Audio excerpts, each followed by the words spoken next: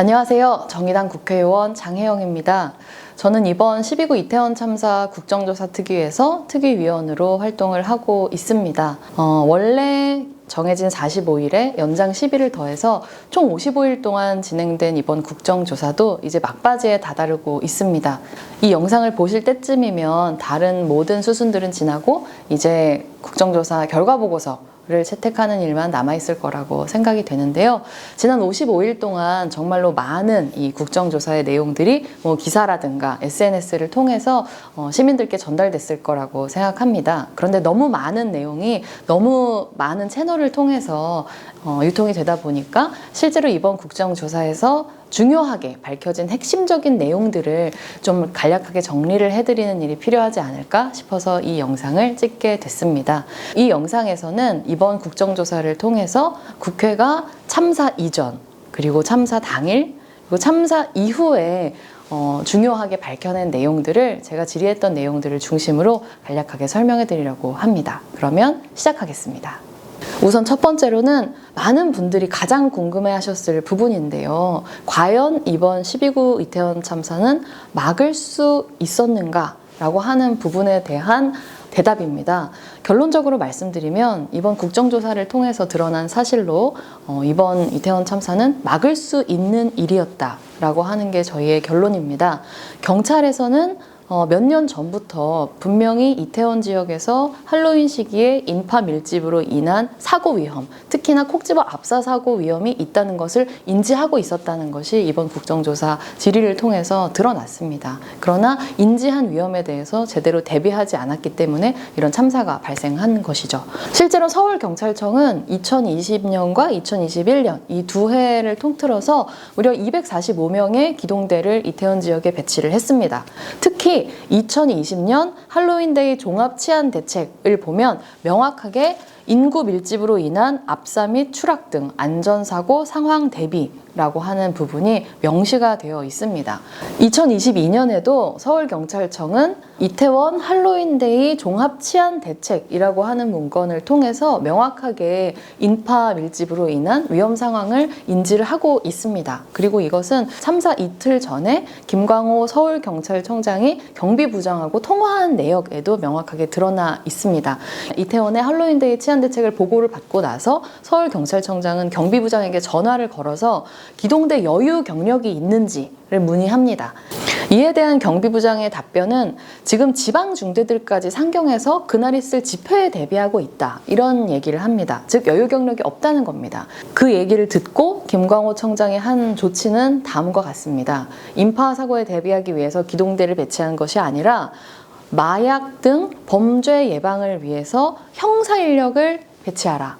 라고 하는 지시를 한 것입니다. 몇 년 전부터 이태원 지역의 할로윈데이 다중인파 운집에 따른 이 안전사고 발생 우려를 인지하고 있었죠. 압사라든지 인파 밀집에 따른 안전사고 관련해서는 특별히 그동안 위험성에 대한 제기가 없었습니다. 네, 바로 첫 마디부터 위증을 하시니까 제가 어떻게 해야 될지 모르겠는데요. 작년과 재작년의 배치는 코로나로 인한 감염 예방을 위한 기동대 경력 배치였습니다. 증인은 이번 할로윈데이에서 매년 예측됐던 다중인파 밀집으로 인한 위험을 명확하게 사전에 인지하고 있었어요. 기동대 여유 경력을 문의한 것이 그 증거입니다. 하지만 자기 판단을 통해서 인파 밀집으로 인한 안전사고 위험보다는 정권 퇴진 관련된 집회를 우선했고 마약 관련 가시적 경찰 활동에 훨씬 더 적극적인 지시를 내렸습니다. 그리고 그 안에 안타까운 159명의 죽음으로 이어졌습니다. 만약 참사 이틀 전에 단 한 개 기동대라도 현장에 배치를 했더라면 혹은 참사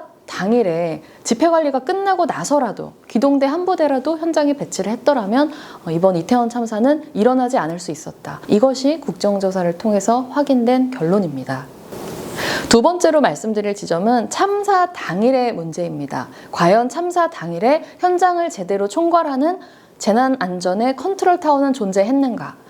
국정조사를 통해서 밝혀진 결론은 컨트롤타워는 없었다라는 것입니다. 이렇게 컨트롤타워가 부재하는 상황을 명확하게 드러내주는 참사 당일에 11시 43분경에 다산 콜센터에 들어온 통화의 녹취록이 있습니다. 여기 사람 계속 몰려가지고 그 골목으로 사람이 계속 들어간다. 차가 녹사평대로부터 한강진까지 못 움직여서 119가 빠져나가지 못하고 있다. 중앙응급의료센터 모바일 상황실에는 구급차가 대로변 빠져나가지 못하고 있다. 의료진이 들어가려고 하는데 경찰이 막는다. 이런 대화가 나옵니다. 참사 당시에 현장에 컨트롤 타워가 없었고 그로 인해서 현장의 구조활동이 얼마나 어려웠는지를 보여주는 대목이라고 할 수 있겠죠. 대한민국 재난안전기본법과 관련 법령에 따르면 이런 재난 시기에 컨트롤 타워는 명확하게 행안부가 설치한 중대본 그리고 지자체 차원에서는 서울시가 설치하는 제대본이 되어야 합니다. 하지만 이번 12구 이태원 참사에서 행안부의 중대본 그리고 서울시의 제대본은 제대로 된 컨트롤 타워의 역할을 제대로 하지 않았습니다. 책임을 통감해야 되는 이상민 장관은 오히려 이 국정조사에 출석해서 중대본을 설치하는 것은 총각을 다투는 문제가 아니었다라고 하는 망언을 일삼았습니다. 중대본이라는 것은 그렇게 촌각을 다투는 문제는 아닙니다. 컨트롤 타워로서 제대로 기능하지 못한 것은 서울시도 마찬가지입니다. 참사 당일에는 오세훈 서울시장이 해외 출장을 나가 있는 상태였기 때문에 직무 대리로 김희승 서울 제1부 시장이 일을 하고 있는 상황이었습니다. 참사를 인지하고 나서 김희승 직무대행은 제대본을 설치를 검토할 것을 지시했지만 실제로 제대본이 설치된 것은 그 지시로부터 무려 1시간 반, 90분이 지난 이후였습니다. 그리고 그 90분 동안은 소방이 경찰에 제대로 된 교통 통제나 인력 통제를 요청하던 것이 정말로 빗발치고 있는 상황이었습니다. 그런데 이렇게 90분 동안 제대로 제대본조차 설치하지 않았음에도 불구하고 김희승 일부 시장은 국정조사에 출석해서 사실상 참사인지 이후에 제대본이 가동되고 있었다. 이런 주장을 반복합니다. 사실상 제대본을 가동했다는 게 무슨 소리입니까? 재난안전대책본부에서 추진해야 될 기능들을 사실상 수행하기 시작했다는 말씀입니다. 사실상 제대본이 가동되고 있었는데 그 90분 동안 현장에서는 왜 소방에서 계속 이렇게 교통을 통제해달라는 연락이 빗발쳤던 것일까요? 왜 11시 43분까지도 시민들은 다산콜센터에 이거 재난문자 보내줘야 되는 거 아니냐, 통제해야 되는 거 아니냐 이런 얘기를 하고 있었을까요? 만일 참사 당시에 제대로 된 컨트롤 타워가 작동했다면 현장에서의 협업이 원활히 이루어져서 참사의 규모를 크게 줄일 수 있었을지도 모릅니다.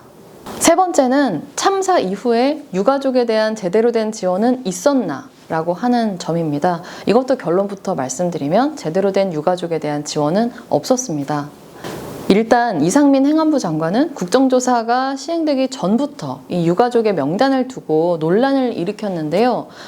당시에는 정부가 이 유가족들을 서로 만나지 못하게 한 것이 아니냐라고 하는 의혹이 있었고 그 의혹의 연장선상에서 이제 질의가 들어가니까 이상민 행안부 장관이 행안부에서 갖고 있었던 건 없었습니다.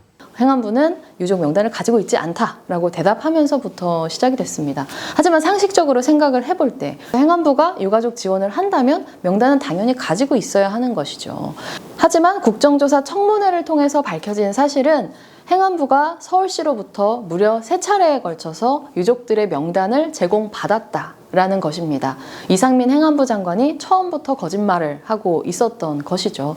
서울시가 보낸 사망자 명단 엑셀 파일 뒤쪽에 유족 명단이 붙어 있었는데 처음 자료를 받았을 때는 실무자가 그걸 보지를 못했고 11월 16일에 장관 예결위 질의 때 그게 문제가 되니까 다시 확인해 보니 그제서야 유족 명단이 있었다는 걸 알았다. 이겁니다. 이걸 믿으라는 건가 싶을 정도의 민망한 얘기라고 생각합니다. 이상민 증인 지난주 기관보고에서 조각난 정보 이렇게 말한 건 바로 이 사망자 명단에 포함된 유족 명단 말한 거죠. 유족 명단이 있었습니다. 그럼 그런 사실을 알았으면 알았다고 해야지 왜 끝까지 유족 명단을 서울시에서 주지 않았다 이렇게 고집을 부립니까? 저희가 서울시로부터 3차례에 걸쳐서 받은 거는 사망자 현황 파일입니다. 사실 제대로 된 정부라고 한다면 참사 초기부터 명확하게 대통령 차원의 진정성 있는 사과가 선행되었어야 하고 그 이후에 충실한 유족들에 대한 지원이 있었어야 합니다. 하지만 이런 난데없는 유족 명단 논란을 거치면서 저희가 결과적으로 확인하게 된 것은 이 정부가 참사의 유족들을 정말로 돌보고 지원해야 할 시민으로 생각한 것이 아니라 행여 정권에 부담이 될지 모르는 대상으로 생각해서 경계하고 외면하며 제대로 지원하지 않았다. 라고 하는 안타까운 사실입니다. 지금까지 12구 이태원 참사 국정조사에서 중요하게 밝혀진 내용들을 여러분께 설명드렸습니다. 이번 국정조사의 목적은 진실을 규명하고 책임자를 규명하고 재발을 방지하는 것입니다. 이를 위해서 이 국정조사 마무리와 함께 반드시 추가되어야 할 내용들을 말씀을 드리겠습니다. 먼저 진실 규명을 위해서 앞으로 국정조사가 종료되더라도 그 이후에 독립적으로 계속 운영이 될 수 있는 독립적인 조사기구가 필요합니다. 그리고 두 번째로는 책임자 규명입니다. 사실 규명에서 그치는 것이 아니라 규명된 책임자가 응당 그 책임을 지도록 하는 절차가 필요할 것입니다. 당장 이번 국정조사에서 거짓 증언을 일삼은 사람들이 있습니다. 김광호 서울경찰청장이 대표적인 사람일 텐데요. 그렇게 국정조사 자리에서 거짓을 고한 사람들에 대한 고발 조치가 반드시 필요합니다. 그리고 무엇보다도 재난안전의 컨트롤 타워로서의 책임을 다하지 않은 이상민 행정안전부 장관이 반드시 그 자리에서 물러나야 할 것입니다. 만일 끝까지 스스로 물러나지 않는다고 하면 국회는 탄핵을 통해서라도 반드시 그 책임을 물어야 할 것입니다. 그리고 마지막으로는 재발방지 대책인데요. 이 영상을 찍고 있는 오늘은 국회 차원에서 전문가 공청회가 열린 날입니다. 이 공청회를 통해서 굉장히 유의미한 많은 제안들이 있었고 그것들은 법령 개정을 수반하는 내용들도 많이 있었는데요. 이런 제안들을 법률로 제대로 제정할 수 있도록 하는 국회 차원의 재난안전특위를 설치하는 것도 꼭 필요한 일이라고 생각합니다. 이번 참사의 피해자들을 안정적으로 지원하는 내용도 포함이 되어야 할 것입니다. 이태원 참사 국정조사는 이제 곧 이렇게 종료가 되지만 이번 참사의 진실을 규명하고 책임자를 규명하고 그리고 재발방지 대책을 마련하기 위한 노력은 계속되어야 할 것입니다. 그 노력이 계속되는 데 있어서 무엇보다 중요한 것은 시민 여러분의 관심입니다. 그리고 꼭 한 가지 당부드리고 싶은 것은 이 참사 이후에도 계속 이어지고 있는 여러 가지 2차 피해들로부터 유족들 그리고 생존자들을 우리가 함께 지키는 일이라고 생각합니다. 그 일에도 시민 여러분들께서 함께 해주실 것을 이 자리를 빌어서 꼭 당부드리고 싶습니다. 저와 정의당도 주어진 자리에서 맡은 바 책임을 끝까지 다하며 여러분과 함께 하겠습니다. 지금까지 영상 시청해주셔서 감사합니다. 저는 정의당 국회의원 장혜영이었습니다.